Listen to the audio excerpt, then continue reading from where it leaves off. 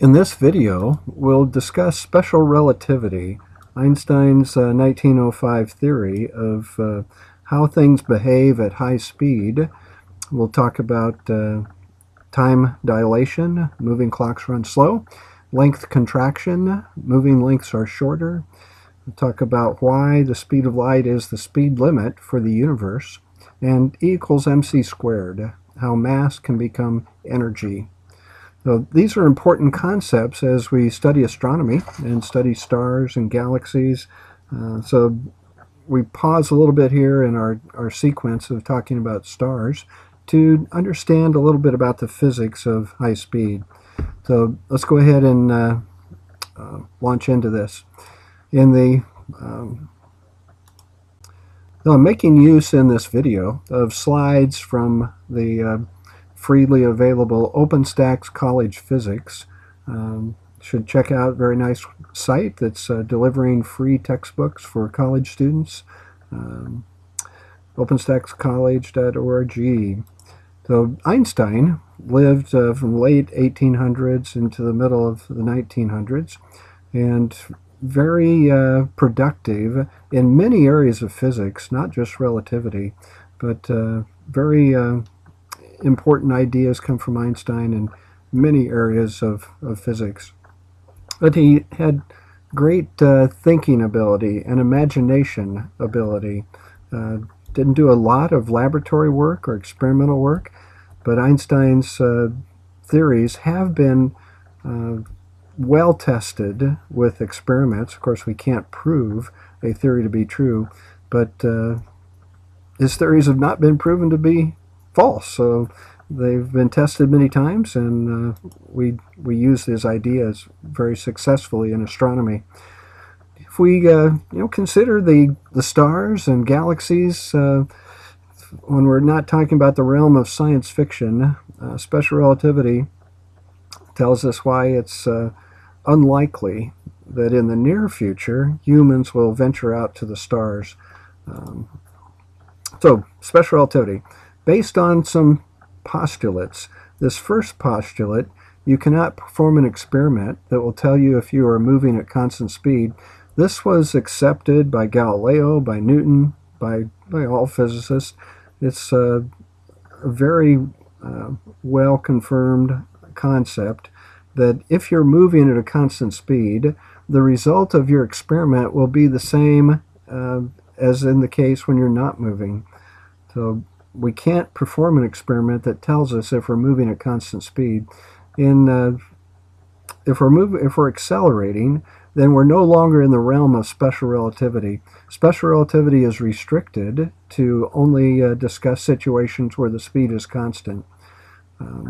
So our second postulate, this is new, that to Einstein. All observers measure the same speed for the speed of light. In the late 1800s, the physicist Maxwell had developed equations that predicted a speed for the speed of light. And again, following with our postulate number one, if we can't perform an experiment that tells us if we're moving, well, measuring the speed of light is an experiment. So if we would get a different result for the speed of light, whether we're quote-unquote moving or not moving, then that would violate our first postulate. So the speed of light is the same, gives the same measurement for all observers. The consequences of this are that time and length are not fixed quantities. To a moving observer, time runs differently and lengths have a different value compared to when you're at rest. And Einstein really developed this kind of concept, or brought into notion the idea that time is a legitimate dimension, like x, y, and z are three dimensions of space that we live in. That time is the fourth dimension. Now, Einstein's thoughts deal with space-time. So just talking about this second postulate, if we take a look at headlights of a car and somebody measures the speed of light coming from the headlight, you might think that because the car is moving, maybe it's moving at 50 miles an hour, You might think that would add some speed to the light, that we would measure it differently, not just the speed of light, which is represented by the symbol c, but we might measure c plus v. The second postulate says no, and experiments say no. The speed of light is the same whether the car is at rest or moving. This person on the sidewalk would measure the same speed of light regardless of the motion of the light source. If we up the ante here a little bit and give us a faster car, a rocket, and it's shining a laser, the light leaves the rocket at the speed of light c. If the rocket is moving at half the speed of light towards the Earth, you might think that the light would have a speed of 1.5 times the speed of light. That's 1 times c for the speed of light itself compared to the rocket, and plus 0.5 c for the motion of the rocket. It turns out that is a false addition, that you're not allowed to add the way that you think you should add. Special relativity says we can never get a value bigger than the speed of light, and the motion of the rocket does not change the speed of light measured by somebody on the Earth. If we go the opposite direction and we have some means of measuring the speed of light, we would still measure c, measure the speed of light for the light going off. Doesn't matter directions, and if this rocket had a laser that fired from the tail towards the Earth, we would not notice the effect of the rocket on the speed of light. It would come to the Earth and we'd measure c, the speed of light. So the motion of the observer or the motion of the source of light, that does not affect the speed of light. It's special in the universe. So a little thinking here about a light clock. How could we build a clock that used light? Well, let's build two mirrors, a fixed distance apart, and we're going to shine a beam of light, maybe a laser beam, and each time it hits a mirror, it makes a tick or a tock. It doesn't matter if the top one is tick and the bottom one is tock, but whenever the light bounces off a mirror, it makes a tick or a tock. So we have a certain distance here. Now let's put a light clock in a moving spacecraft. As we watch it from the Earth, in order for this clock to work, the light has to travel on this path. It can't travel up here because the mirror moves out of the way as the rocket moves off to the right. So the beam of light, from our point of view, travels along this slanted path and reaches the top mirror. So which clock will have the slowest rate of tick-tock? If we had sound for tick-tock, tick-tock, if that's the stationary clock that we hold in our hand, what would be the rate of ticking and tocking for the moving clock? Well, remember the speed of light is the same for any situation. So the speed of light here is the same as the speed of light over here. Which beam of light will take the longer time to reach its mirror? Hopefully you can see this distance is smaller than the distance on this slanted path. So there's a longer distance here. It's going to take more time for the beam to get up here. So I'll try to keep some rhythm here. If we have tick-tock, tick-tock in the stationary clock, we're going to have tick-tock, tick-tock in the moving clock. And the tick-tocking is going slower. This clock is running slow compared to the clock we hold in our hand. Time on moving clocks runs slow. There's a little bit better diagram showing the return beam off of the top mirror. So the astronaut, whoever, they have this clock, light clock with the two mirrors. We watch from Earth. This moving clock goes by, and again the beam of light travels on the slanted path to be able to hit the top mirror, and then travels on another slanted mirror path down to the bottom mirror, because this light clock is moving off to the right. So that's going to be a longer time on that longer path. We're not, in my class, we're not going to work through this right triangle, but it's not a difficult calculation, just Pythagorean theorem, and all students, my students especially, should realize that the time for the light beam to go straight up to the top mirror, give the observer here down here a light clock that is the same manufacturer, same specifications, same distance between the top and bottom mirror. That beam of light is going to reach the top mirror down here first, and it'll reach the upper mirror on the moving clock later, because the light has to travel a longer path, and the speed of light is the same for both clocks. That's a postulate. That's a starting fact. The speed of light is the same for both observers, so the path of light that is longer is going to take more time, and the tick-tock, tick-tock runs slow on the moving clock.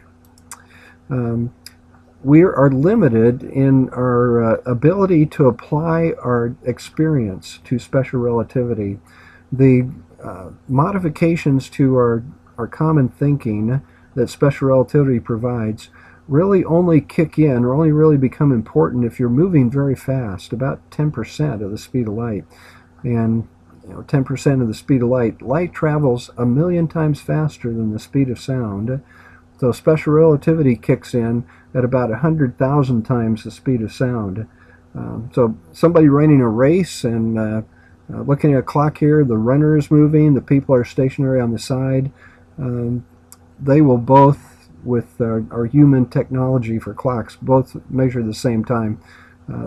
Special relativity does not have to be used at low speeds. We can use our ordinary way of thinking at low speed. It's only when we get near the speed of light that we must apply the results of the special theory of relativity.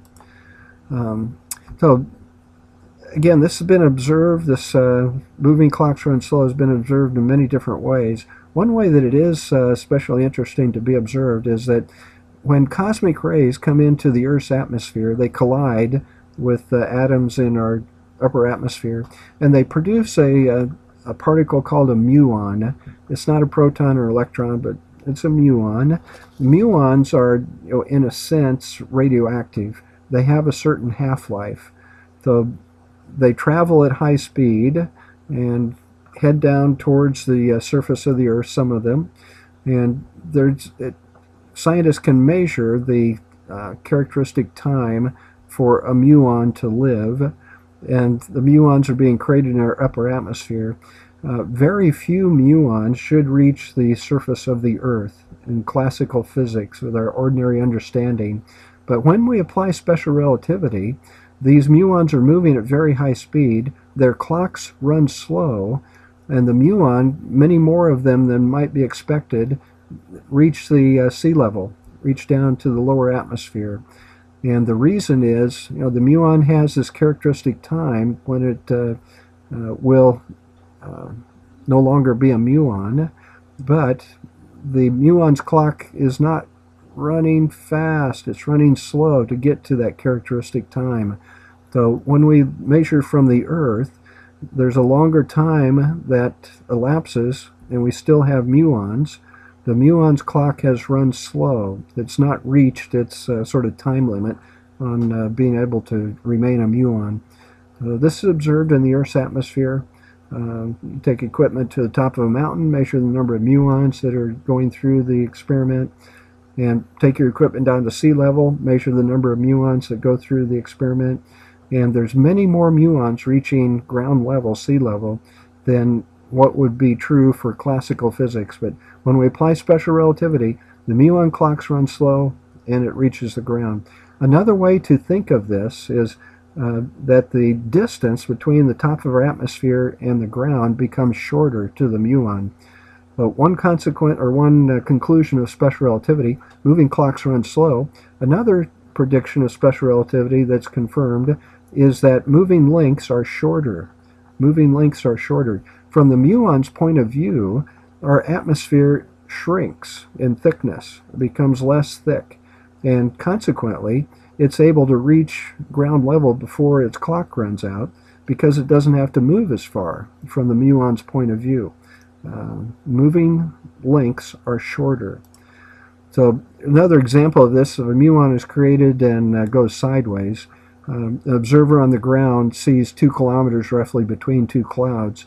The muon would only see 0.627 kilometers as the clouds would move by the muon. Or if the observer would move at a high speed, near the speed of light, the clouds would only be 0.627 kilometers apart to this moving observer, whereas to a stationary observer, someone stationary with respect to the clouds, there's 2 kilometers between. So moving lengths are shorter. Moving lengths are shorter. If we take a trip to a star, long distance away, so as we've discussed, in order to get there in a human lifetime, we have to be moving near the speed of light, and that takes more energy than is currently available for rockets to reach that speed. But if we would move at this high speed, this is hypothetical here, if we would move at a high speed, the clock in the spacecraft would run slow as viewed by somebody on the Earth, and this astronaut would be able to reach the star, but only if we move at nearly the speed of light, something that's not possible with our current technology. Another point of view, from the astronaut's point of view, this length to this star is a moving length going past the spacecraft to the left, and that moving length is shorter. And the astronaut is able to get to the star in a lifetime. Then a little analysis of special relativity reveals that as the speed increases, the kinetic energy, the energy of motion, goes up rapidly near the speed of light. In classical physics, the speed does increase or the kinetic energy does increase as the speed increases, and we square the speed to calculate the kinetic energy. But with special relativity applied, we get a much more rapid increase of kinetic energy as we approach the speed of light. In fact, this kinetic energy is headed towards infinity, just right at the speed of light speed. And it's known from physics, so we have to do work to create kinetic energy. So if we want an infinite amount of kinetic energy, if we want to move at the speed of light, we have to do an infinite amount of work on the object, on some object that has mass. We have to do an infinite amount of work to make it move at the speed of light. There's not an infinite amount of energy available in our natural universe. So objects cannot travel faster than the speed of light. And this has been confirmed by various particle accelerators. They can accelerate particles very, very fast, but we've never observed a particle moving faster than the speed of light. The c is a speed limit. This 3 times 10 to the 8th meters per second is a speed limit that cannot be gone past. What can travel at the speed of light? Light does, and light has no mass. But anything that has mass, this kinetic energy, it becomes nearly infinite, and we can't get to a nearly infinite kinetic energy because we don't have enough work available to cause the kinetic energy to get to that value. So there's a speed limit. Now E equals mc squared is also a conclusion from special relativity. So E equals mc squared has 2 uses. In one use, mass disappears, we create energy. In another use, energy is used to create mass. Both of these have been observed in the laboratory. So let's talk about creating energy when mass disappears. The value of the speed of light is 3 times 10 to the 8th. The speed of light squared is 9 times 10 to the 16th. And what this does is show us that just a small amount of mass will create a large amount of energy. A small amount of mass disappearing will create a large amount of energy. This equals mc squared is key to understanding why nuclear power plants produce energy with just a small amount of fuel, or why, unfortunately, nuclear bombs produce a big effect from just a small bomb. But a small amount of mass becomes a large amount of energy. E equals mc squared. And this nuclear energy, this is a key concept for stars and how they're able to produce their light. Then the other aspect to this, if you take a large amount of energy, you can create mass. This is observed in a laboratory. Large amount of energy can create a small amount of mass. So we're not quite at the point where we can just out of energy make a chair or make a car. uh, just subatomic particles are being made in the laboratory. We can't make gold out of energy. This M that's produced is a small number, and it's very expensive to create this energy to change into mass.